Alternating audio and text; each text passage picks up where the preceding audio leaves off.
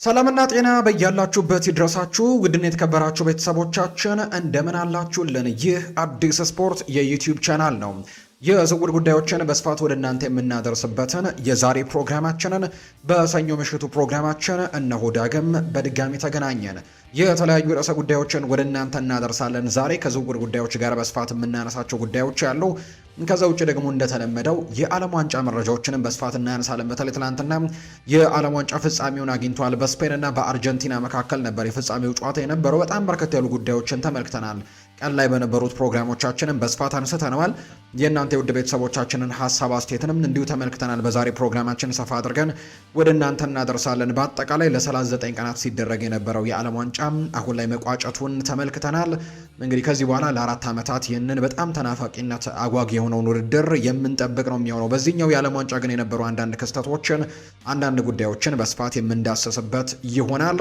ከዓለም ዋንጫው ጋር በተያያዘ የእናንተን የውድ ቤተሰቦቻችን ሀሳብ አስተያየትም ኮሜንት ቦክስ ላይ ልታጋሩ እንችላላችሁ። በዛሬ ፕሮግራማችን ግን በስፋት የዝውውር ጉዳዮችን እናነሳለን። እንደተለመደው አሁን የዓለም ዋንጫው መጠናቀቁን ተከትሎ እንግዲህ ክለቦች በዝውውር ገበያዎች ላይ በትልቁ ይጠመዳሉ ተብሎ ይታሰባል። እርግጥ ነው እስካሁንም ቢሆን በዝውውር ገበያው ላይ ዓለም ዋንጫውም እያለ ቢሆን በጣም በንቃት የተሳተፉ በርከት ያሉ ክለቦች እንዳሉ የምናውቀው ጉዳይ ነው። ለምሳሌ ያክል አርሰናል ክሪስቶስ ዞሊስን ማስፈረሙን እናስታውሳለን። ማንቸስተር ዩናይትድ 2 የአማካይ ስፍራ ተጫዋቾችን አምጥቷል፣ አንድሬ ሳንቶስን እና ኒው ቲለማንስን። ከዛ ውጪ ቼልሲም የሞርጋን ሮጀርስን ዝውውር ያደረገው በዚሁ በዓለም ዋንጫው ወቅት እንደነበር እናስታውሳለን። ሲቲ ቤትም ኤሊዮት አንደርሰን መፈረሙን እናስታውሳለን። ሊቨርፑል ገና ብዙ ስራዎች የሚቀራቸው ቢሆንም ቪክተር ሙኞዝን ግን ማስፈረማቸው ይታወሳል። በርከት ያሉ ዝውውሮች ግን ከዚህ በኋላ በሚኖሩት ወደ 6 ያክል ሳምንታት ውስጥ በትልቁ ይደረጋሉ ተብሎ ይታሰባልና ከነዚህም የዝውውር ጉዳዮች ጋር በተያያዘ ነው ዛሬ በስፋት ወደ እናንተ ለማድረስ የተገናኘ ነው። እንግዲህ ርዕሰ ጉዳዮችን እናነሳለን። ለምሳሌ ያክል ከአርሰናል ጋር በተያያዘ ዛሬ የምናነሳቸው ርዕሰ ጉዳዮች ያሉ፣ ለምሳሌ ሞርጋን ሮጀርስን ያጡበት ጊዜ ላይ እንደሚገኙ ይታወቃል። ሰሞኑን ሞርጋን ሮጀርስ በተለይ ይህንን የዝውውር መስኮት በሙሉ ከአርሰናል ጋር በጣም በትልቁ ስሙ ሲነሳ ነበርና እንግዲህ ቼልሲዎች ይህንን ዝውውር ሃይጃክ ማድረጋቸው እናስታውሳለን። ሚኬል አርቴታ በዚህ ዝውውር በጣም መበሳጨቱን ይፋ ተደርጓል። በጣም የሚፈልገው አይነት ተጫዋች ነበር፣ ሳይሳካ ቀርቷል። ነገር ግን ሌሎች ፕላኖች እንዳሏቸው ይታመናል። አርሰናል በዚህ የዝውውር መስኮት ላይም ለተጫዋቾች ግዢ የሚያወጡት ገንዘብን በተመለከተ ያወጡት እቅድ እንዳለ ይፋ ተደርጓል። እነሱ የሚያስቡትን ገንዘብ ብቻ ያቀርባሉ። ከዛ ውጭ ግን የመጨመር ምንም አይነት ፍላጎት እንደሌላቸው ይፋ ተደርጓል። የሞርጋን ሮጀርስም ዝውውር በዛ ምክንያት እንዳልተሳካ ነው የሚነገረው። ወደ ቼልሲ ከመዘዋወሩ በፊት በጣም በርከት ያሉ ጉዳዮችን ለአርሰናል ደርሷቸው ነበር። ዝውውሩ ወደ ቼልሲ ሊሆን እንደሚችል ራሱ ተነግሯቸው ነበር የሚል መረጃ በስፋት ሲወጣ ነበር። እሱን እንመለከታለን። ቀጣይ ፕላኖቻቸው እነ ብራድሌይ ባርኮላ እንዲሁ ደግሞ ፋብሪሲዮ ሮማኖ ጨምሮ ዳቪድ ኦርነስቲንም ያን ዲዮማንድንም መከታተል አለብን ከአርሰናል ጋር የሚል መረጃን እየወጡ ይገኛሉ። የእነዚህን ተጫዋቾች የዝውውር ጉዳይ እናነሳለን። ብሩኖ ጊማሬሽስ እስካሁን ለምንድን ነው በአርሰናል ቤት ፊርማውን ያላኖረው ወይም ደግሞ የዚህ ተጫዋች ዝውውር ስለምንድን ነው ያልተጠናቀቀው የሚሉ ጉዳዮች ያሉ፣ እሱን ከነ አርሰናል የዝውውር ጉዳዮች ጋር አያይዘን ሰፋ አድርገን ወደ እናንተ የምናደርስ ነው የሚሆነው። ማንቸስተር ዩናይትዶች አንድሬ ሳንቶስን እና ዩሪ ቴለማንስን በአማካይ ስፍራው ላይ በ85 ሚሊዮን ፓውንድ በጣምራ ካስፈረሙ በኋላ ሌላኛው ሶስተኛ አማካይ መቼ ነው የሚመጣው የሚሉ ጥያቄዎች በስፋት እየተነሱ ነው። እርግጥ ነው ዩናይትዶች በዚህ የዝውውር መስኮት በንቃት እየተሳተፉ ነው ከሚባሉ ክለቦች መካከል አንደኛው ነው። ምክንያቱም ሁለቱን የአማካይ ስፍራ ተጫዋች ዝውውሮች ያደረጉት በጣም በፍጥነት እንደነበር እናስታውሳለንና እንግዲህ ቃል ተገብቷል በኢኒዮሶች ዘንድ። ሰሞኑን ጄሰን ዊልኮክስም ሰፊ ማብራሪያዎችን የሰጠበት ቃለ መጠይቅ ነበረው። ከዛ በፊትም እነ ሰር ጂም ራትክሊፍም ጭምር ይህንን ቡድን ለማጠናከር የሚያወጡትን ገንዘብም ጭምር ይፋ ሲያደርጉ እንደነበር እናስታውሳለንና ለአማካይ ስፍራ ዝውውርም እስከ 150 ሚሊዮን ፓውንድ እንደሚመድቡም ጭምር ተነግሮ ነበር። 85ቱን ተጠቅመዋልና ቀሪውን 65 ሚሊዮን ፓውንድ የትኛው ተጫዋች ላይ ኢንቨስት ያደርጉታል የሚለው በጉጉት ይጠበቃልና ዩናይትድ ሶስተኛው አማካይ ላይ ምን አይነት አዳዲስ ጉዳዮች ያሉ የሚሉትን ሰፋ አድርገን ወደ እናንተ እናደርሳለን። ዛሬ ጠዋት ፋብሪሲዮ ሮማኖ በዩቲዩብ ቻናሉ ላይ አንዳንድ ነገሮችን አንስቷል። ዳቪድ ኦርነስቲን እና ቤን ጃኮብስም ከዚህ ከማንቸስተር ዩናይትድ የሶስተኛ የአማካይ ስፍራ ዝውውር ጋር አያይዘው አንዳንድ ጉዳዮችን አንስተዋል። እነሱን ጉዳዮች በስፋት እንመለከታለን። ሌላኛው የሉዊስ ሃል ጉዳይም እንዲሁ በትልቁ ይነሳል። ሉዊስ ሃል አሁንም በማንቸስተር ዩናይትድ እቅድ ውስጥ እንዳለ ነው በተደጋጋሚ እየተገለጸ የሚገኘው ዩናይትዶች የግራ ፉልባኩን በደንብ ለማሻሻል ጥረቶችን ያደርጋሉ ተብሎ ይታሰባል። ከነዛ መካከል ሉዊስ ሆል ዋነኛ ምርጫቸው እንደሆነ እየተነገረ ነው። የሱንም ጉዳይ እናነሳለን። ቸልሲ ቤት የዝውውር ጉዳዮችን እናነሳለን። ሊቨርፑል ቤትም በርከት ያሉ ጉዳዮችን የምናነሳ ነው የሚሆነው። ዛሬ ጠቅለል አድርገን የዝውውር ጉዳዮችን በስፋት እያነሳን ቆይታን የምናደርግ ነው የሚሆነው። እንዳይረሳ የዓለም ዋንጫ ጉዳዮችንም በስፋት እናነሳለን። 23ኛው በሜክሲኮ በአሜሪካና በካናዳ ዝግጅቱን አድርጎ የነበረው ትልቁ የዓለማችን የእግር ኳስ ድግስ የስፖርቶች ሁሉ ንጉስ ይሉታል በርካቶች። ይሄ ውድድር ላለፉት 39 ቀናት በ104 ጨዋታዎች ታጅበው በ48 ብሔራዊ ቡድኖች መካከል ተደርጎ ትልልቅ ሌጀንዶችን ያጣንበት ወይም ደግሞ የተሰናበቱበት የመጨረሻው የዓለም ዋንጫቸው እንደሆነ የተረጋገጠበት የዓለም ዋንጫ እንግዲህ ተደርጎ ተጠናቋል። ክሪስቲያኖ ሮናልዶ፣ ሉካ ሞድሪች፣ ሊዮኔል ሜሲ፣ ኔይማር ጁኒየርን ጨምሮ ትልልቅ የሚባሉ ከዋክብቶች የመጨረሻ ዓለም ዋንጫቸውን እንዳደረጉ በርካቶች ሲናገሩ ሰምተናል። እና ያው እድሜያቸውንም ስንመለከት የመሆን እድሉ ያ ነው የሚሆነው። እርግጥ ነው የክሪስቲያኖ ሮናልዶ በአንድ ቃለ መጠየቁ ላይ የመጨረሻ ዓለም ዋንጫ ነው የሚሆነው ሲል ተናግሮ ነበር።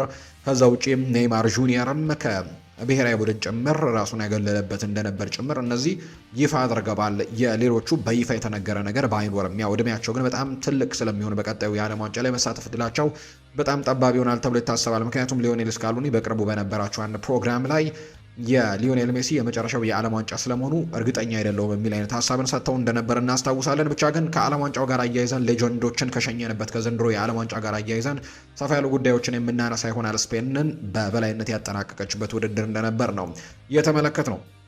ሰሞኑን በነበሩን አንዳንድ ፕሮግራሞቻችን ላይ እናንተ ውድ ቤተሰቦቻችን የሰጣችሁንን ሀሳብ ወደ እናንተ እናደርስ። ሰላም ፉአድ የዓለም ዋንጫው ሊዮኔል ሜሲ ቢያሸንፍ ውስጥ ነበር ምንም ጥርጥር የለኝም ሲልም ጭምር ነበር የተናገረው። ይሄ ከዓለም ዋንጫው በፊት የተሰጠ አስተያየት ነው። ነገር ግን የሊዮኔል ሜሲው አርጀንቲና በፍጻሜው በስፔን ብሔራዊ ቡድን ተሸንፋ ዋንጫውን ማጣቷ የምናስታውሰው ጉዳይ ነው። ከሱ ጨዋታ ጋር ማያይዘን ሰፋ ያሉ ጉዳዮችን እናነሳለን። ሌላኛው አርሰናል ተከላካይ እንዴት አረገ የሚል ጥያቄንም ያነሳልን ቤተሰባችን አለ።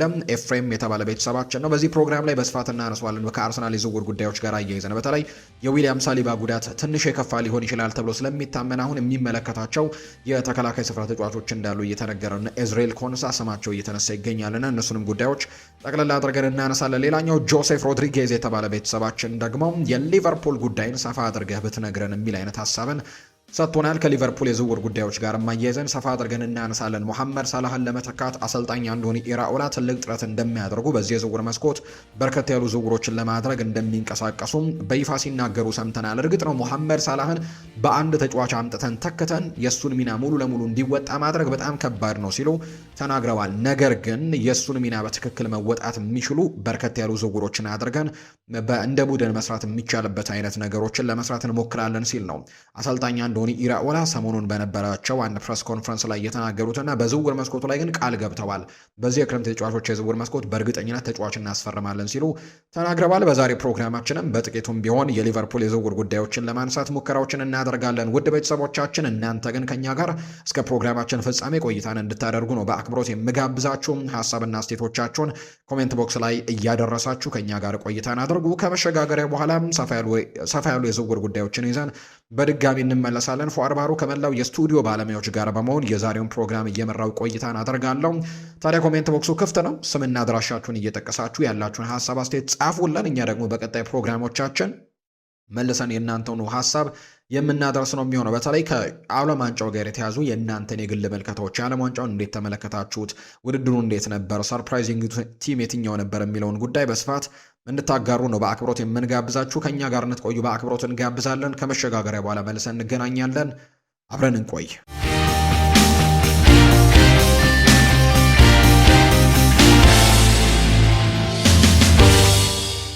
ከመሸጋገሪያ በኋላ በድጋሚ ተመልሰን ተገናኘን። ውድ ቤተሰቦቻችን የዝውውር ጉዳዮችን ወደ እናንተ እያደረሰን ቆይታን የምናደርግበትን የዕለተ ሰኞ አመሻሽ ፕሮግራማችንን ነው እያደመጣችሁ የምትገኙት። ከኛ ጋር ስላላችሁ እጅግ ከልብ አድርገን እናመሰግናለን።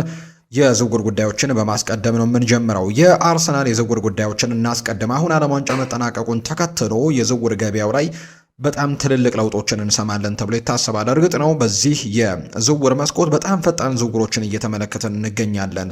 እንግዲህ መረጃዎች ሳይሰሙ ወይም ደግሞ ድርድሮች በደንብ ሳይደረጉ በውስጥ እንግዲህ ሁሉ ነገሮች ተጠናቀው ዝውውሮች ሲፈጸሙ እየሰማን እንገኛለን። በዚህ የዝውውር መስኮት ምናልባት አርሰናል ያስፈርማቸዋል ተብለው ከሚጠበቁ ተጫዋቾች መካከል አንደኛው ሞርጋን ሮጀርስ እንደነበር በርካቶች ሲናገሩ ነበር። ታማኝ የሚባሉ የመረጃ ምንጮች እንኳን እነ ፋብሪዚዮ ሮማኖ እነ ዳቪድ ኦርነስቲንን ጨምሮ በርከት ያሉ እነ ዘ አትሌቲክ ለአርሰናል በጣም ቅርብ ተብለው የሚነሱ የመረጃ ምንጮች እነ ሃንድ ኦፍ አርሰናል ጭምር ከሞርጋን ሮጀርስ ጋር አርሰናልን በጣም ለረጅም ጊዜያቶች ሲያያዙት እንደነበር የምናስታውሰው ጉዳይ ነውና ለረጅም ጊዜያት አርሰናል ሞርጋን ሮጀርስን እንደሚያስፈርም ነበር የሚታመነው። በተለይ ከተጫዋቹ ጋርም ግላዊ ጥቅማ ጥቅሞች ወይም የግላዊ ጉዳዮች ላይ አርሰናልና ተጫዋቹ በጣም ተስማምተው እንደነበር የ5 ዓመታት ኮንትራት በሻምፒዮኖቹ ቤት አርሰናል እንደሚቀርብለት ሲገለጽ ነበርና ሁሉ ነገሩ ወደ አርሰናል ያመዘነ ይመስል ነበር። ነገር ግን በጣም ትልቁ እንቅፋት ይሆናል ተብሎ የሚጠበቅ የነበረው የአስተን ቪላ እዚህ ተጫዋች ላይ የለጠፈው ዋጋ ነበር። በተለይ ኤሊዮት አንደርሰን በ116 ሚሊዮን ፓውንድ ወደ ማንቸስተር ሲቲ ከተቀላቀለ በኋላ ለሞርጋን ሮጀርስ ዝውውር አስተን ቪላዎች እስከ 130 ሚሊዮን ፓውንድ አካባቢ ይፈልጋሉ የሚሉ መረጃዎች ወጥተው ነበርና ያ ነገር አርሰናል በጭራሽ ሊከፍለው የማይችለው ገንዘብ ወይም ደግሞ በጭራሽ ለዚህ ተጫዋች ሊያወጣው የማይፈልገው ገንዘብ እንደሆነ ምንም ጥያቄ አልነበረውም። ነገር ግን ዋጋውን ተደራድረው ግን ለማስቀነስ ትልቅ ሙከራዎችን እንደሚያደርጉ ነበር የሚታመነው። እስከ 100 ሚሊዮን ፓውንድ አካባቢ ለዚህ ተጫዋች ለማውጣት እንቅስቃሴዎችን ያደርጋሉ ተብሎ ይጠበቅ ነበር። እንደውም በአንድ ወቅት አርሰናል ይህንን ተጫዋች በ100 ሚሊዮን ፓውንድ የማግኘት እድሉ በእጁ ነበረው የሚሉ አይነት ሀሳቦች ጭምር ዝውውር ወደ ቼልሲ ከተፈጸመ በኋላ ከተሰሙ መረጃዎች መካከል የሚጠቀሱ ናቸውና ሞርጋን ሮጀርስን ለማስፈረም በጣም ትልቅ ጥረት አድርጎ የነበረው እንዲሁ ደግሞ ሁሉን ነገር የተጠናቀቀ የሚመስለው አርሰናል ቤት በመጨረሻም ዝውውሩ ወደ ቼልሲ ሲፈጸም ተመልክተናል። ያልተጠበቀ ወይም ደግሞ በጣም ሰርፕራይዚንግ የሆነ ዝውውር ነው። ምክንያቱም ቼልሲዎች ያን ያክል እንደሚፈልጉት የሚታወቅ ነገር ነው። ቼልሲ በዚህ የዝውውር መስኮት በጣም ጥሩ የሚባሉ በቡድኑ ላይ ለውጦችን ማምጣት የሚችሉ በቋሚ 11 ውስጥ ተካተው ውጤቶችን ማምጣት የሚችሉ 3 እና 4 ዝውውሮችን ለማድረግ ጥረት እንደሚያደርጉ ይታወቅ ነበር። ከነዛ መካከል አንደኛው ሞርጋን ሮጀርስ ሊሆን እንደሚችል በተደጋጋሚ ሰምተናል። ነገር ግን ያን ያክል ጠንከር ብለው ወደዚህ ዝውውር ሲንቀሳቀሱ አልተመለከትንም ነበርና ነገር ግን ይሄ ዝውውር በጀርባ በኩል ሲደረግ የነበረ ድርድሮች እንደነበሩት ይፋ ተደርጓል። ሮጀርስን ለማሳመንም ትልቁን ስራ የሰራው አሰልጣኝ ቻቪ አሎንዞ እንደሆነ ይነገራል። ማርኮ ፓሌስትራም የምታስታውሱት ነው። ወደ ኢንተር ሚላን ለመዘዋወር በጣም ከጫፍ ደርሶ ነገር ግን ቻቪ አሎንዞ በአንድ የስልክ ጥሪ የዚህን ተጫዋች ሙሉ ፍላጎት ወደ ቼልሲ እንዲሆን እንዳደረገው የምናስታውሰው ነውና በሞርጋን ሮጀርስ ላይም ተመሳሳይ ነገሮች እንዳሉ ይታመናል። በተለይ ቻቪ አሎንዞ ለዚህ ተጫዋች ደውሎ እንዳሳመነው የሚያሳዩ መረጃዎች ናቸው በስፋት የተነገሩት። የሞርጋን ሮጀርስን ፍላጎት ቀጥታ ወደ ቼልሲ እንዲሆን እንዳደረገው ይፋ ተደርጓል። በርካቶች ከማካይሎ ሙድሪክ ዝውውር ጋር ይፋ እንግዲህ አመሳስለውታል። እርግጥ ነው ማካይሎ ሙድሪክ በቼልሲ ቤት ስኬታማ መሆን አልቻለም። ነገር ግን ዝውውሩ በተመሳሳይ ወደ አርሰናል ሊፈጸም በጣም ከጫፍ ደርሶ የነበረበት ጊዜና ከዛ በኋላ ግን ወዲያው ቼልሲ ወደዚህ ዝውውር ገብቶ ከሸከታር ዶኔስክ ማካይሎ ሙድሪክን እንዳስፈረመ የምናስታውሰው ነው። ሞርጋን ሮጀርስ ባለፈው የውድድር ዓመት ብቻ ሳይሆን ባለፉት የውድድር ዓመታት በተለይ አስተን ቪላን ከተቀላቀለ በኋላ ምንም ጥያቄ የለውም የአስተን ቪላ ምርጡ ተጫዋች ነው። በጣም ጥሩ የሚባል ተጫዋች ነው። ፕሪሚየር ሊጉ ላይ አሉ ከሚባሉ በጣም ምርጥ ከሚባሉ ተጫዋቾች መካከል አንደኛው ነው ሞርጋን ሮጀርስ። ለእንግሊዝ ብሔራዊ ቡድን ምንም እንኳን ቋሚ ተሰላፊ ባይሆንም እርግጥ ነው በቋሚ ሆኖ የተጫወተባቸው ጨዋታዎች ያሉ በጣም ወሳኝ ጨዋታዎች ላይ በተለይ ወደ መጨረሻዎቹ አካባቢዎች ላይ ቋሚ ሆኖ ሲሰለፍ ተመልክተነዋል። ነገር ግን በእንግሊዝ ብሔራዊ ቡድን በቶማስ ቱሄል ስብስብ ውስጥ ራሱ ጥሩ የሚባለው ተጫዋች እንደሆነ ይታወቃል። ሌሎች በጣም ጥሩ የሚባሉ ተጫዋቾች እንዳሉ ቢታወቅም ሞርጋን ሮጀርስ ግን የዚህ ብሔራዊ ቡድን አባል እንደሆነ ይታወቃልና ጥሩ የውድድር ዓመትን ከአስተን ቪላ ጋር አሳልፈዋል። በጣም ትልቅ ተስፈኛ ከሚባሉ ተጫዋቾች መካከል አንደኛው ነው። ቼልሲ ሌላኛውን የሲቲ አካዳሚ ሌላኛው ውጤት ተጫዋችን ማስፈረም ችሏል። ከዚህ በፊት ይህንን ነገር ሲያደርግ እናስታውሳለን። በቅርብ ጊዜ እንኳን የሊያም ዴላፕን እናስታውሳለን። ኮል ፓልመርን ማስታወስ ይቻላል። እነዚህ ተጫዋቾች የሲቲ አካዳሚ ውጤቶች ነበሩ፣ እነ ጄደን ሳንቾም ጭምር። ነገር ግን በቅርብ ዓመታት በቼልሲ ቤት የተመለከትናቸው ናቸው። ሞርጋን ሮጀርስም ተመሳሳይ ነው። በሲቲ አካዳሚ ውስጥ ያደገ ተጫዋች ነው። ነገር ግን አሁን በቼልሲ ቤት በቀጣይ የውድድር ዓመት እንመለከተዋለን ተብሎ ይታሰባል። አርቴታ በዚህ ተጫዋች ዝውውር ጉዳይ በጣም ብስጭት እንደገባው ተናግሯል። ምክንያቱም ተጫዋቹን ለማስፈረም በጣም ፍላጎቱ ነበረው። እንደ ምክንያትነት የሚነሳው የዚህ ተጫዋች የቨርሳታይልነቱ ነው። በቀኝም በግራም ክንፎች ላይ መጫወት የሚችል በ10 ቁጥር ላይ ትልቅ ሚና የሚኖረው አይነት ተጫዋች ተደርጎ ይቆጠራል። ባለፈው የውድድር ዓመት በአስተን ቪላ አብዛኞቹን ጨዋታዎች እርግጥ ነው ሁሉም ቦታዎች ላይ መጫወት የሚችል አይነት ተጫዋች ነው። ቲፒካል የክንፍ መስመር ተጫዋች ነው ብለው በርካቶች ባያምኑም አምና ግን በአስተን ቪላ አብዛኞቹን ጨዋታዎች ያደረገው በክንፍ መስመር ላይ እንደነበር ጭምር እናስታውሳለን። በጣም በርከት ያሉ ግቦችን አስቆጥሯል።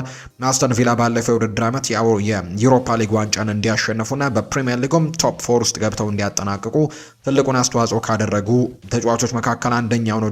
ደብል ዲጂት ቁጥሮችን ወይም ጎሎችን ጭምር ለዚህ ለኡናይ ኤምሪ ቡድን ማስቆጠር መቻሉ ይታወሳልና የአስተን ቪላ ምንም ጥያቄ በሌለ መልኩ የአስተን ቪላው ምርጡ ተጫዋች ሞርጋን ሮጀርስ እንደነበር እናስታውሳለን። ይህንን ዝውውር ነው ቼልሲዎች ማድረግ የቻሉትና አርቴታም በዚህ ጉዳይ ምክንያት ነው በጣም ብስጭት ውስጥ እንደገባ የተነገረው። ምክንያቱም ይህንን ተጫዋች በተለያዩ ቦታዎች ላይ ማጫወት እንደሚችል ይሰማው ነበር። ከዛ ውጭ ደግሞ ለዚህ ቡድን በጣም በርከት ያሉ ግልጋሎቶችን መስጠት ይችላል ብሎ ያምን ነበርና የዚህ ተጫዋች ዝውውር አለመፈጸሙ እንግዲህ በከባዱ እንዳበሳጨው ተነግሯል። 117 ሚሊዮን ፓውንድ ወጥቶበት ነው ወደ ቼልሲ የተዘዋወረው። እንግዲህ አርሰናሎች የዚህን ተጫዋች ዝውውር አለማድረጋቸውን ተከትሎ ወይም ይህንን ተጫዋች ማጣታቸውን ተከትሎ ወደ ቀጣይ ኢላማዎቻቸው ይሻገራሉ ተብሎ ይታሰባል። በቀጣይ አርሰናል ሊመለከታቸው የሚያስባቸው ሁለት የዝውውር እቅዶች እንዳሉ የሚያሳዩ ነገሮች አሉ። አንደኛው ብራድሊ ባርኮላ ነው። ሁለተኛው ያን ዲዮማንድ ነው። ሁለቱንም ጉዳዮች እናነሳለን። የመጀመሪያው ብራድሊ ባርኮላ ነው።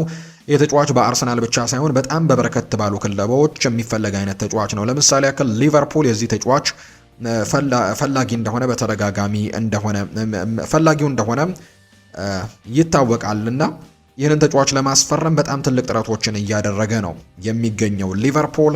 ከዛ ውጭ አርሰናል በዚህ ፉክክር ውስጥ አለ። የጀርመኑ ክለብ ባየር ሚኒክም የዚህ ተጫዋች ፈላጊ እንደሆነ የሚጠቁሙ መረጃዎችን በተደጋጋሚ እየሰማን እንገኛለን እና ለአርሰናል አሁንም ከባድ ዝውውር ወይም ደግሞ ከባድ ፉክክር ይሆናል ተብሎ ይታሰባል። ከዛ ውጭ ክለቡ ፓሪስ ሳን ዠርሜንም አንደኛ የመልቀቂያን ያክል ትልቅ ፍላጎት የለውም። ሁለተኛ የሚለቅም ከሆነ እንኳን በጣም ትልልቅ ገንዘቦችን ሊጠይቁበት እንደሚችሉ የሚጠቁሙ መረጃዎችን ነው እየሰማን የምንገኘው። እስከ 100 ሚሊዮን ፓውንድ እና ከዛ በላይ ከዚህ ተጫዋች እንደሚያገኙ በእርግጠኝነት ያምናሉ ፓሪስ ሳን ዠርሜኖች የሚሉ ነገሮች ያሉ። አንደኛ በዓለም ዋንጫው ላይ ከፈረንሳይ ብሔራዊ ቡድን ጋር በጣም ጥሩ ጊዜያቶችን አሳልፈዋል። እርግጥ ነው የሙሉ ጊዜ ቋሚ ተጫዋች የነበረ ባይሆንም ተቀይሮ በሚገባባቸው ጨዋታዎች ላይ እንዲሁም በአንዳንድ ጨዋታዎች ላይ በቋሚነት በሚሰለፍበት ጊዜ በርከት ያሉ ጎሎችን ማስቆጠር ችሏል። ወደ 3 ጎሎችን በዚህ ዓለም ዋንጫ ላይ ሲያስቆጠር ተመልክተናል። በደረጃው ጨዋታ እንኳን ከእንግሊዝ ብሔራዊ ቡድን ጋር በተደረገው ጨዋታ ጎል እንዳስቆጠረ ጭምር እናስታውሳለን እና በጣም ፈጣን የሚባል ተጫዋች ነው።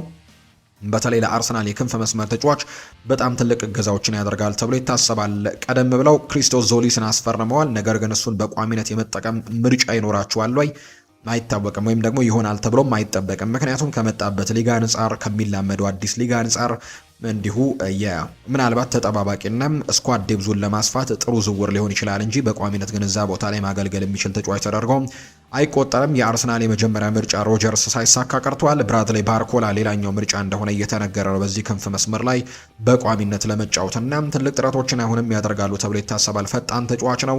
የጎል እድሎችን የመፍጠር ችግር የለበትም። ጎሎችን የማስቆጠር ችግርም እንዲሁ የለበትም። በዘንድሮ በሉዊስ ኤንሪኬ ፓሪስ ሳን ዠርሜን ስብስብ በጣም ጥቂት ደቂቃዎችን ተጫውተው ጎል ካስቆጠሩ በርከት ያሉ ጎሎችን ካስቆጠሩ ተጫዋቾች መካከል አንደኛው ነው ብራድሊ ባርኮላ እና በሚቀጥለው የውድድር ዓመት በቋሚነት መጫወት የሚችልበትን ክለብ መቀላቀልን ምርጫው ያደርጋል። ወደ እንግሊዝ መዘዋወርም ለዚህ ተጫዋች ትልቅ እድገት ሊሆን እንደሚችል ይታመናል። በእንግሊዝ ደግሞ ሊቨርፑል እና አርሰናል እዚህ ተጫዋች ላይ ፍላጎት አለው። ምናልባት ግን ለአርሰናል ሌላኛው ምናልባት አስጊ ሊሆን የሚችለው ጉዳይ የአርሰናል ጉዳይ ነው። አርሰናል ተጫዋቹ ላይ ያን ያክል ትልልቅ እንቅስቃሴዎችን እያደረገ እንዳልሆነ ነው እየሰማን የምንገኘው። እንደሚፈልጉት እየተነገረ ነው። ነገር ግን ያን ያክል ጠንከር ብለው ይህንን ዝውውር ለማድረግ እንቅስቃሴዎችን እያደረጉ እንዳልሆነ ይፋ ተደርጓል። እርግጥ ነው የዓለም ዋንጫው ያንን ነገር ገድቦባቸው ሊሆን እንደሚችል የሚያምኑ አንዳንድ የመረጃ ምንጮች ይናገራሉ።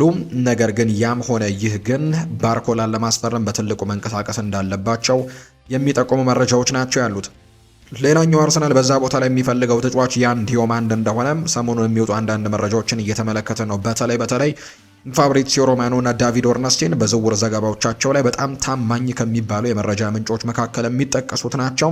እነዚህ ሁለት ሰዎች በዝውውር ጉዳዮቻቸው በተለይ ፋብሪዚዮ ዛሬ ጠዋት በነበረው ፕሮግራሙ ላይ እንደጠቆመው ከሆነ ይህንን ተጫዋች በተመለከተ ከአርሰናል ጋር በደንብ ልንመለከተው የሚገባ ዝውውር ሊሆን ይችላል የሚል አይነት ጥቆማን ሰጥቷል። በቀጣዮቹ ጊዜያት አርሰናል በዚህ ተጫዋች ላይ እንቅስቃሴዎችን ሊያደርግ ይችላል የሚል ግምት እንዳለው ነው ፋብሪዚዮ ሮማኖ የተናገረውና አርሰናልን ከያን ዲዮማንድ ጋር የሚያያይዙ መረጃዎች ይፋ እየተደረጉ ይገኛሉ። ያን ዲዮማንድ በይፋ መግለጹ ይታወሳል። ወደ ፓሪስ ሳን ዠርሜን የማምራት ፍላጎቶች እንዳሉት ይፋ ተደርጓል። እርግጥ ነው ከሊቨርፑል ጋር በጣም ቅርብ እንደነበር ይነገራል። ሊቨርፑሎች የመጀመሪያ ምርጫቸው ሙሐመድ ሳላህን ለመተካት ያን ዲዮማንድ እንደነበር እናስታውሳለን። ነገር ግን የተጫዋቹ ፍላጎት ወደ ፈረንሳይ ማምራት መሆኑን መመልከታቸውን ተከትሎ ነው ከዚህ ዝውውር ራሳቸውን በተወሰነ መልኩ ራቅ እንዳደረጉ እየተገለጸ የሚገኘውና በዛም ምክንያት የተጫዋችን የማግኘት እድላቸው ጠባብ መሆኑን ተከትሎ ወደ ሌሎች አማራጮች ያመሩት። ስለዚህ ፓሪስ ሰን ዠርሜን ይህንን ተጫዋች የማስፈረም ጥሩ የሚባል እድል አለው። በተለይ ብራድሊ ባርኮላ የሚለቅ ከሆነ ይህንን ተጫዋች የማስፈረም እድላቸው ሰፊ ሊሆን ይችላል ተብሎ ይታመናል። ነገር ግን አርሰናሎች ይህንን ዝውውር በቅርበት እየተከታተሉት ነው። ከፓሪስ ሰን ዠርሜን እና ከተጫዋቹ ጋር ስምምነት ላይ ቢደረስም ሁለቱ ክለቦች ግን ፓሪስ ሰን ዠርሜን እና የተጫዋቹ ሻጭ ክለብ ደግሞ አርቢ ላይፕዚግ ስምምነት ላይ እንዳልደረሱ ወይም ደግሞ ምንም አይነት የመግባባት ስምምነት ላይ እንዳልደረሱ የሚጠቁሙ መረጃዎችን ነው እየተመለከትን የምንገኘው። ስለዚህም ያን ዲዮማንድን በቀጣዮቹ የዝውውር ቀናት በትክክል ሊመለከቱት የሚችሉት አይነት ዝውውር ይሆናል ተብሎ ይጠበቃል። ከአርሰናል ጋርና በርከት ያሉ የክንፍ መስመር አማራጮችን ይመለከታሉ ተብሎ ይታሰባል። ለጊዜው ሊያንድሮ ትሮሳርድን ወደ ቱርኩ ክለብ ቤሽክታሽ ልከዋል። ክሪስቶስ ዞሊስን አስፈርመዋል። ጋብሪኤል ማርቲኔሊ በዚህ ቡድን ውስጥ ያለ ሌላኛው አማራጭ ነው። ነገር ግን ያንን ቦታ በደንብ ያጠናክሩታል ተብሎ ይታሰባል። ጋብሪኤል ማርቲኔሊን የመሸጣቸው ጉዳይ ግን አሁንን ሆልድ አድርገውታል። ምክንያቱም እዛ ቦታ ላይ ሌላ ተጫዋች ማስፈረማቸውን ማረጋገጥ ይኖርባቸዋል። ከዛ በኋላ ግን በጣም በርከት ያሉ ፈላጊዎች እንዳሉት ይነገራል። በእንግሊዝ የኒውካስል ዩናይትድ ፍላጎትን ሰምተናል። አስተን ቪላም እንደሚፈልገው የሚያሳዩ መረጃዎች ያሉ አንዳንድ ተአማኒነት እንግዲህ በጣም አጠራጣሪ የሆኑ የመረጃ ምንጮች ቢሆኑም ከማንቸስተር ዩናይትድ ጋርም ስሙን ያያይዙት የመረጃ ምንጮች አሉ። ነገር ግን ያን ያክል ተአማኒነታቸው አጠራጣሪ የሆኑ ዝውውሮች ናቸው። ባየር ሚኒክም የዚህ ተጫዋች ፈላጊ እንደሆነ ይነገራል። ሉዊስ ዲያስ ተጠባባቂ የሚሆንና ተፎካካሪ የሚሆን ተጫዋችን ለማምጣት እንቅስቃሴዎችን እያደረጉ ነው ይሄኛው ክለብ ባየር ሚኒክ እና እሱን ሊመለከተው ይችላል ተብሎ ይታሰባል። ከዛ ውጪ ካለፈው የክረምት የተጫዋቾች የዝውውር መስኮት ጀምሮ ደግሞ የሳዑዲ አረቢያ ክለቦች ጋብሪኤል ማርቲኔሊን ለማስፈረም ትልልቅ ጥረቶችን ሲያደርጉ እንደነበር እናስታውሳለን። ስለዚህ አርሰናል በክረምቱ በዛ ቦታ ላይ ተጫዋች ማምጣት የሚችል ከሆነ ወይ ባርኮላን ወይ ያን ዲዮማንድን ወይም ሌሎች ተጫዋቾችን የሚመለከቱና የሚያመጡ ከሆነ የጋብሪኤል ማርቲኔሊን ሽያጭ ልንሰማ የምንችልበት እድል ይኖራል ተብሎ ይታሰባል። የአርሰናል የክንፍ መስመር እቅዶች ግን እነዚህ ናቸው። ጎን ለጎን ተከላካይ ስፍራ ተጫዋች የዊሊያም ሳሊባ ጉዳትን ተከትሎ ኤዝሬል ኮንሳን እየተመለከቱ እንዳለ ሰምተናል። ቤን ዋይትም የመልቀቅ ዕድሉ በጣም ጠባብ እንደሆነ እየተነገረ ነው። በዚህ የክረምት የተጫዋቾች የዝውውር መስኮት ይለቃሉ ተብለው ከሚጠበቁ የአርሰናል ተጫዋቾች አንደኛው ነበር።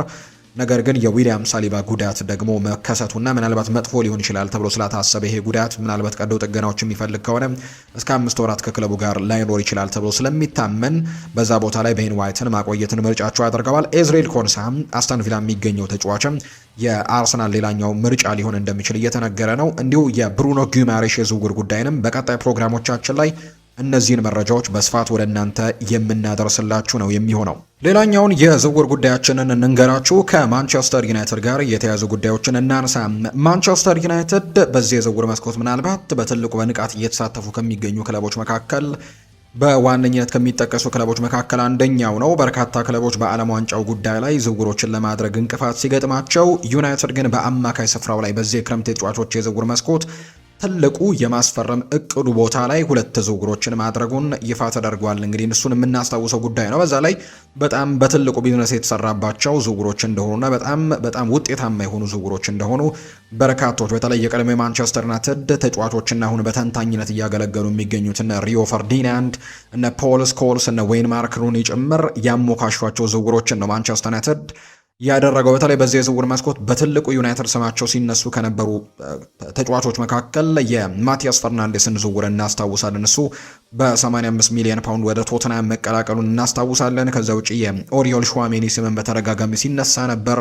እሱም እንዲሁ በሪያል ማድሪድ ኮንትራቱን አራዝሞ በጆዜ ሞሪኒዮ እቅድ ውስጥ እንዲቀጥል እንደተደረገ የምናስታውሰው ጉዳይ ነው። ሌሎች በጣም የአማካይ ስፍራ ተጫዋቾችን መጀመሪያ ላይ እነ ኤሊዮት አንደርሰንንም ጭምር ለማስፈረም ጥረቶችን ሲያደርጉ ነበር እና ዩናይትድ ይሄ ዝውውር መስኮት ከመከፈቱ በፊት ጭምር 150 ሚሊዮን ፓውንዶችን ለዚህ ለወሳኙ በዚህ የክረምት ተጫዋቾች የዝውውር መስኮት በትልቁ እድሳት ለሚያስፈልገው የአማካይ ስፍራቸው የበጀቱት በጀት እንደነበረ የምናስታውሰው ነው። ከነዛ መካከል እንግዲህ የኤሊዮት አንደርሰንን ዝውውር በዛ ገንዘብ አድርገው ቢሆን ኖሮ ሌላ የአማካይ ስፍራ ተጫዋች ለማስፈረም እጅግ በጣም አስቸጋሪ ያደርግባቸው ነበር።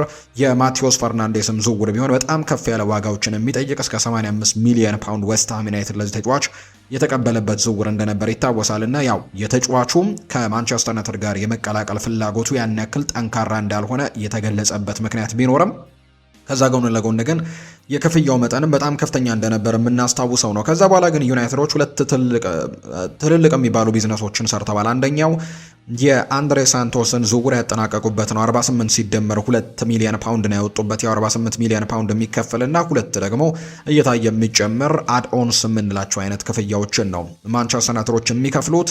ከቼልሲ ጋር እርግጥ ነው ባለፈው የውድድር ዓመት በርከት ያሉ ጨዋታዎችን በቋሚነት መጀመር አልቻለም። በሞይስ ካይሴዶ እና በኤንዞ ፈርናንዴዝ ምክንያት ተጠባባቂ የነበረ ተጫዋች ነው። ከዛ በፊት ግን በስትራስቡርግ በፈረንሳይ ላይ እያሳለፈው ምርጥ የሚባል የውድድር ዓመት እንደነበረው ይታወሳል። 10 ያክል ጎሎችን በፍሬንች ሊጓን በስትራስቡርግ በነበረበት ጊዜ ማስቆጠር ችሏል። ያው ኳስን ለመቆጣጠር ለሚፈልግ አይነት ቡድን በጣም ጥሩ ተጫዋች እንደሆነ ይገለጻል። ይህ ተጫዋችና ወይን ማርክ ሩኒ በጣም ትልቅ ቢዝነስ ነው ማንቸስተር ዩናይትድ የሰራው በዚህ ተጫዋች ላይ ሲልም ጭምር እንዲሁ ተናግሯል። ይህንን ተጫዋች ማምጣታቸው ምናልባት ማቴዎስ ፈርናንዴስን 85 ሚሊዮን ፓውንድ አውጥተው ይህንን ተጫዋች ማቴዎስ ፈርናንዴስን አንጥተው ከሚሆንና አንድሬ ሳንቶስ ወደፊት በጣም ጥሩ ብልህ የሆነ ዝውውር እንደሚሆን ተስፋ አደርጋለሁ ሲልም ጭምር ነው ወይን ማርክ ሩኒ የተናገረው።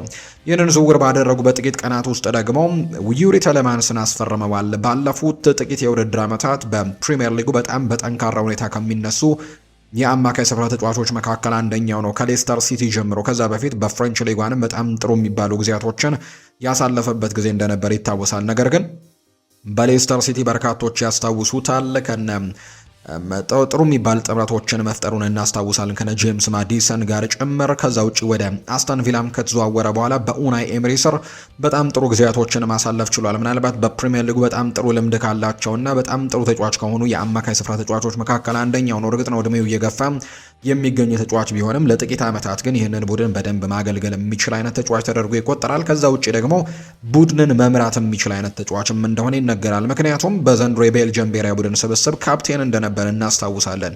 ትልልቅ ከዋክብቶች ያሉበት የብሔራዊ ቡድን ስብስብ ላይ ዩሪ ቴሌማንስ የቡድኑ ካፕቴን ነበርና ትልቅ የቡድን መምራትንም ልምድ ጭምር ወደዚህ ክለብ ይዞ እንደሚመጣ በርካቶች ይጠብቃሉ። በዛ ላይ የተፈጸመው የዝውውር ዋጋው ደግሞ እጅግ በጣም ብልሃት የተሞላበት እስከ 35 ሚሊዮን ፓውንድ አካባቢ የወጣበት ዝውውር እንደሆነ ይታወቃልና አስተን ቪላዎች በጭራሽ ይህንን ዝውውር እንደ ውርደት እንደቆጠሩት ነው የሚነገረው። አስተን ቪላ ይህንን ተጫዋች በ35 ሚሊዮን ፓውንድ መልቀቃቸው በጣም በትልቁ ተዋርደናል የሚል አይነት ሀሳብን ጭምር እንደሚሰማቸውን የተነገረው ለዩናይትድ በጣም ትርፋማ ዝውውር እንደሆነ ነው የሚነገረው። ምክንያቱም ተጫዋቹን በዚህ ገንዘብ ማግኘት በጣም ከባድ ይሆን ነበር። ምንም እንኳን ተጫዋቹን ያስፈረሙት በውል ማፍረሻው ላይ ባለው ገንዘብን ዩናይትዶች ተጠቅመው እንደሆነ የተረጋገጠ ቢሆንምና አስተን ቪላዎች አሁን ባለው በተለይ የዝውውር ዋጋ ላይ ይሄን የመሰለ በፕሪሚየር ሊግ በጣም ልምድ ያለው ከዛ ውጪ የቡድን አመራርነትን መስጠት የሚችል በመሀል ሜዳ ላይ ኳስን ተቆጣጥሮ ለመጫወት በጣም የሚያግዝ ተጫዋችን በ35 ሚሊዮን ፓውንድ ማስፈረም እጅግ በጣም ብልሃት የተሞላበት ዝውውር አድርገው በርካቶች እየቆጠሩት ይገኛሉ።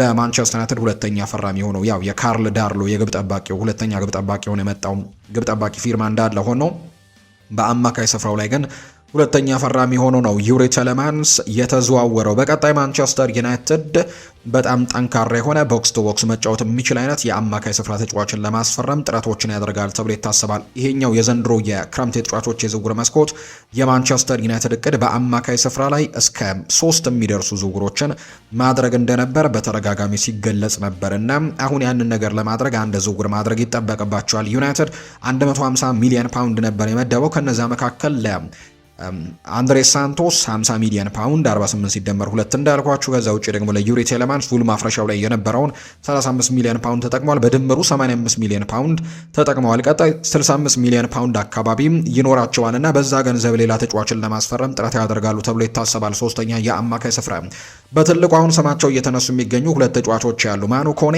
ከሮማ እና አሌክስ ስኮት ከቦርንመዝ ናቸው። የማኑ ኮኔ ጉዳይ በሮማ የመልቀቅ ዕድሉ በጣም ሰፊ እንደሆነ እየተነገረ ነው። ምክንያቱም ሮማ ወደ አውሮፓ ቻምፒየንስ ሊግ ቢመለስም ነገር ግን በፋይናንሻል ጉዳዮች ላይ አሁንም ስቴብል አይደሉም እና አሰልጣኝ ጃምፔሮ ጋስፔሪኒ ሰሞኑን አንድ ቃለ መጠይቅ አድርገው ምናልባት የተጫዋች ሊለቅ ይችላል የሚሉ ፍንጮችን ሲሰጡ ተመልክተናል። የአውሮፓ ቻምፒየንስ ሊግን መቀላቀላችን የፋይናንሻሉን ጉዳይ ያስተካክሏል ብለን ጠብቀን ነበር። ነገር ግን ቻምፒየንስ ሊግ መቀላቀላችን ብቻ ያንን ነገር እንድናስተካክል አላደረገንም። ስለዚህ አንዳንድ ጥሩ የሚባሉ ተጫዋቾቻችንን የመልቀቅ ግዴታ ውስጥ ገብተናል ብለዋል ጃምፔሮ ጋስፔሪኒ ሲናገሩ። በዚህ ምክንያት በትልቁ ስሙ እየተነሳ የሚገኘው ማኑ ኮኔ ነው። ምናልባት ማንቸስተር ዩናይትዶች እስከ 50 ሚሊዮን ፓውንድ አካባቢ ለዚህ ተጫዋች ለማውጣት ፈቃደኛ እንደሆኑ የሚያሳዩ ነገሮች አሉ። በፈረንሳይ ብሔራዊ ቡድን በተለይ ኦሪዮል ሹዋሜኒ በጉዳት ባልነበረባቸው አንዳንድ ጨዋታዎች ላይ ይሄ የሮማ ተጫዋች ለፈረንሳይ ብሔራዊ ቡድን በጣም ጥሩ ግልጋሎቶችን ሲሰጥ ተመልክተናል። ስለዚህ በሚቀጥለው የውድድር ዓመት ማንቸስተር ዩናይትድ ቤት ውስጥ ልንመለከታቸው ከምንችላቸው ተጫዋቾች መካከል አንደኛው ተደርጎ እየተወሰደ ነው። አርሰናል የብሩኖ ጊማሬሽ ዝውውር ጉዳይ የማይሳካላቸው ከሆነ ከሚያልሟቸው ኢላማዎች መካከል አንደኛው ነው ማኑ ኮኔ እና በዚህ ምክንያት ጥሩ ዝውውር ሊሆንላቸው ለማንቸስተር ዩናይትድ እንደሚችል ይፋ ተደርጓል። በዛ ላይ ደግሞ ያሰቡትን ዋጋ ብቻ ወይም 150 ሚሊዮን ፓውንድ ብቻ ነው ለአማካይ ስፍራው ያቀዱት።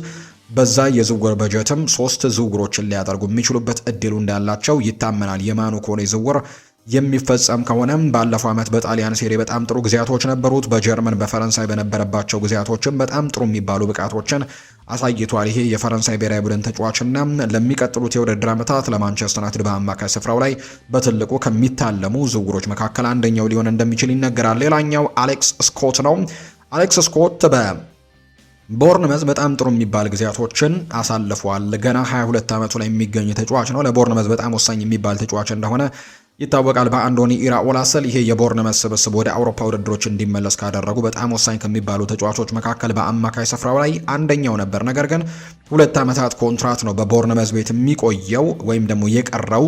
ስለዚህ አሌክስ ስኮትን ለማስፈረም ከፍተኛ ክለቦች ጥያቄዎችን እያቀረቡ ነው። አርሰናልን ጨምሮ ዩናይትድም ቼልሲም በዚህ ተጫዋች ላይ ፍላጎት እንዳላቸው በተደጋጋሚ ሲገለጽ እንሰማለን። ነገር ግን ቦርንመዝ በአቋማቸው አሁንም እንደ ጸኑ ነው የሚገኙ። ተጫዋቹን የመልቀቅ ምንም አይነት ምልክቶችንም ፍላጎቶችንም እያሳዩ አይደለም። ተጫዋቹን የመልቀቅ ፍላጎት የላቸውም። ምናልባት ግን ልባቸውን እንዲያራራው የሚያደርገው ወይም ደግሞ እንዲያለሳለስ የሚያደርገውና ዝውውሩን ሊፈቅዱ እንዲችሉ የሚያደርግ አንድ ምክንያት እየተነሳ ነው። የተጫዋቹ በክለቡ ኮንትራት የማራዘም ፍላጎት አለመኖር ምናልባት ቦርንመዝ በሚቀጥሉት የዝውውር መስኮቶች ላይ ዋጋው እንዳይቀንስባቸው በነፃም እንዳያጡት ስጋት ውስጥ እንደገቡ የሚያሳዩ ነገሮችን ተመልክተናል እና አሌክስ ስኮትን በዛ ምክንያት ሊሸጡት ይችላሉ ተብሎ ይታመናል። አሁን ላይ ምናልባት ብለው ቦርንመዞች ተጫዋቹን ለመልቀቅ እንኳን ቢያስቡ እስከ 85 ሚሊዮን ፓውንድ ሊጠይቁ እንደሚችሉ ይነገራል። ዩናይትድ አሁን ከያዘው የበጀት አንጻር ደግሞ ትንሽ ከፍ ያለ ነው። ምክንያቱም 65 ሚሊዮን ፓውንድ ነው ለአንድ ተጫዋች ለማውጣት ከዚህ በኋላ እቅድ እንዳላቸው የሚነገረውና አሌክስ ስኮት እስከ 85 ሚሊዮን ፓውንድ ተገምቷል። በተለይ አሁን ላይ የተጫዋቾች የዝውውር ዋጋ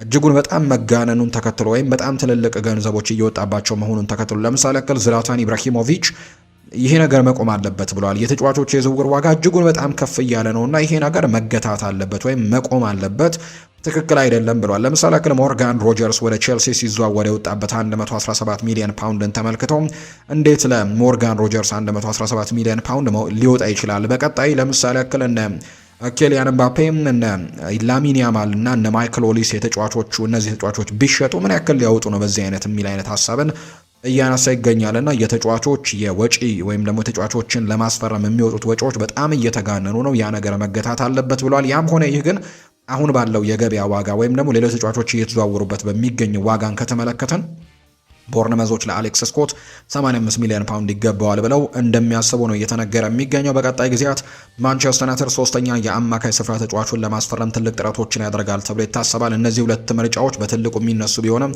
ሌሎች አማራጮችንም ግን እየሰማን ነው። ከሪያል ማድሪድ ጋር የመለየት እድል እንዳለው እየተነገረ የሚገኘው ኤድዋርዶ ካማቪንጋ አንደኛው ሊሆን ይችላል ተብሎ ይታመናል። ኤድዋርዶ ካማቪንጋ ምናልባት በጆዜ ሞሪኒዮ እቅድ ውስጥ ላይኖር ይችላል የሚሉ ግምቶች አሉ። በተለይ ኦሪዮል ሹዋሚኒ ኮንትራቱን በማድሪድ ቤት ካራዘመ በኋላ የኤድዋርዶ ካማቪንጋ የመቆየት ጉዳይን ጥያቄ ምልክት ውስጥ ከቶታል። ምናልባት ቀጣይ አንድ የአማካይ ስፍራ ተጫዋች ይልቀቅ ቢባል ቀጥታ እንዲለቅ የሚደረገው ኤድዋርዶ ካማቪንጋ ነው። እርግጥ ነው ተጫዋቹ ከክለቡ ጋር የመለየት ምንም አይነት ፍላጎቶችን ባያሳይም የኦሪዮል ሹዋሜኒ ኮንትራት ሊራዘም ከጫፍ ደርሷል። ከዛ ውጪ ፌዴሪኮ ቫልቬርዴ የክለቡ ካፕቴን ሁላ ሊደረግ እንደሆነ እየተነገረ ነው። አሰልጣኝ ጆዜ ሞሪኒዮን በትልቁ የሚፈልጉት ተጫዋች ነውና የኤድዋርዶ ካማቪንጋ ጉዳይ ሊለቅ ይችላል ተብሎ ይታመናል። ስለዚህ ዩናይትድ ከሚፈልጋቸው ተጫዋቾች መካከል አንደኛው ነው።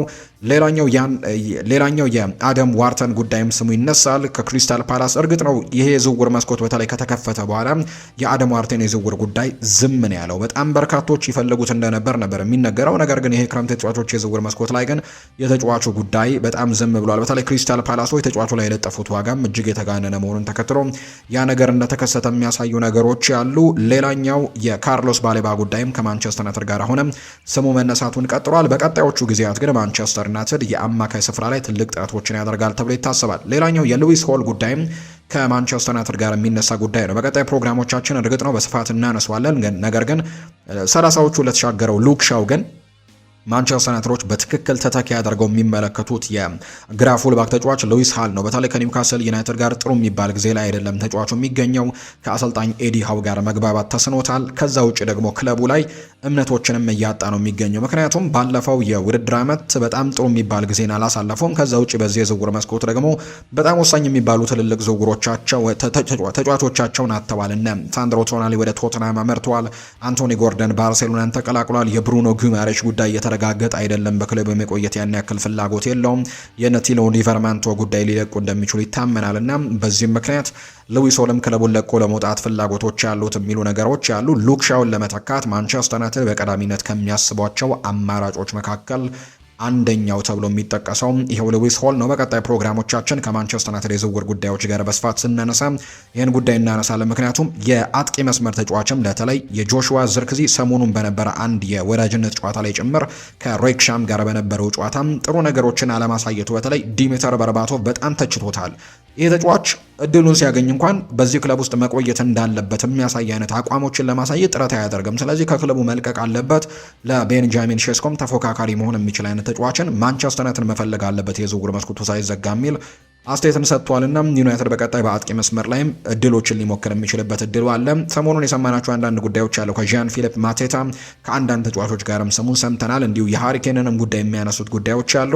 በቀጣይ ፕሮግራሞቻችን እነዚህን ጉዳዮች ደግሞ ሰፋ አድርገን ወደ እናንተ የምናደርስ ነው የሚሆነው። የመጨረሻ መረጃችን እናድርገውና የዓለም ዋንጫ ጉዳዮችን ደግሞ እንመልከት። እንግዲህ የዓለም ዋንጫው 23ኛው የዓለም ዋንጫ በሜክሲኮ በካናዳና በአሜሪካ አማካኝነት ላለፉት ጥቂት ጊዜያት ሲደረግ ከአንድ ወር ከ9 ቀን በላይ ሲደረግ የነበረው ውድድር ትላንትና ፍጻሜውን ማግኘቱን እናስታውሳለን። በስፔንና በአርጀንቲና መካከል ነበር የፍጻሜው ጨዋታ የተደረገው። ያው የሚጠበቀውን አይነት ትልቅ ፉክክርን አላገኘንም። የትላንትናው የመጨረሻው ጨዋታ ላይ እርግጥ ነው የስፔን ብሔራዊ ቡድን በፖሴሽን በጣም ዶሚናንት እንደሚሆን በርካቶች ገምተው ነበር። ነገር ግን የአርጀንቲና ብሔራዊ ቡድን ትላንትና ያንን ለመቋቋም እድሉን ያገኙ አይመስልም ነበር። የሊዮኔል ሜሲዋ ሀገር አርጀንቲና ትላንትና በፍጻሜው ጨዋታ ተሸንፋለች። አርጀንቲና 2014 የፍጻሜ ተፋላሚ እንደነበረችና በጀርመን ዋንጫውን ማጣቷን እናስታውሳለን። በብራዚል በተደረገው የዓለም ዋንጫ ላይ 2022 ላይ ግን በካታር በተደረገው የዓለም ዋንጫ ላይ የፍጻሜም ተፋላሚም የውድድሩም ሻምፒዮን እንደነበረች እናስታውሳለን። ከ4 ዓመታት በኋላ ትላንትና በድጋሚ ፍጻሜው ላይ ደርሳ ነበር። ነገር ግን ከፍጻሜው ነው ጉዟ የተገታው። ሊዮኔል ሜሲ ምናልባት የመጨረሻው የዓለም ዋንጫ ጨዋታን ትላንትና አድርጓል ብለው በርካቶች ሀሳቦቻቸውን ሰጥተዋል። በእንባ ታጅቦ ነው ውድድሩንም እንዲሁ ያጠናቀቀው። ስፔን ግን ሻምፒዮን መሆን ችላለች። ከ16 ዓመታት በኋላ ነው ወደ ዓለም ዋንጫ ሻምፒዮንነት የተመለሱት። የ2024 የዩሮ ሻምፒዮን ነበሩ። የአውሮፓ ምርጡ ቡድን ወይም የአውሮፓ ሻምፒዮን እንደነበሩ እናስታውሳለን። በድጋሚ የዓለም ሻምፒዮን መሆናቸውን ከ16 ዓመታት በኋላ አረጋግጠዋል። ልክ 2010 ላይ ደቡብ አፍሪካ ላይ እንዳደረጉት ወይም ተጋጣሚዋ ደግሞ የሆላንድ ብሔራዊ ቡድን ነበረች። እዛ ጨዋታ ላይ እንዳደረጉት በጭማሪው 30 ደቂቃ ላይ ያኔ አንድሬስ ኢኒየስታ ነበር ኳስና መረብን ያገናኘው። ትላንትና ፌራን ቶሬስ ጎል አስቆጥሮ የስፔን ብሔራዊ ቡድን ከ16 ዓመታት በኋላ ዋንጫውን በድጋሚ መሳም የቻለበት ውድድር ሆኖ ተጠናቋል። በዚህ ውድድር ላይ በጣም ጠንካራ ፖሴሽን ፉትቦልን ሲጫወቱ ተመልክተናል። እርግጥ ነው የስፔን ስሪትም ያ እንደሆነ ይታወቃል። የዚህኛው የዓለም ዋንጫ ላይ ብቻ ሳይሆን ከዚህ በፊትም የስፔን ብሔራዊ ቡድን ኳስን ዶሚናንት አድርጎ የሚቆጣጠር አይነት ብሔራዊ ቡድን እንደሆነ የሚታወቅ ነው።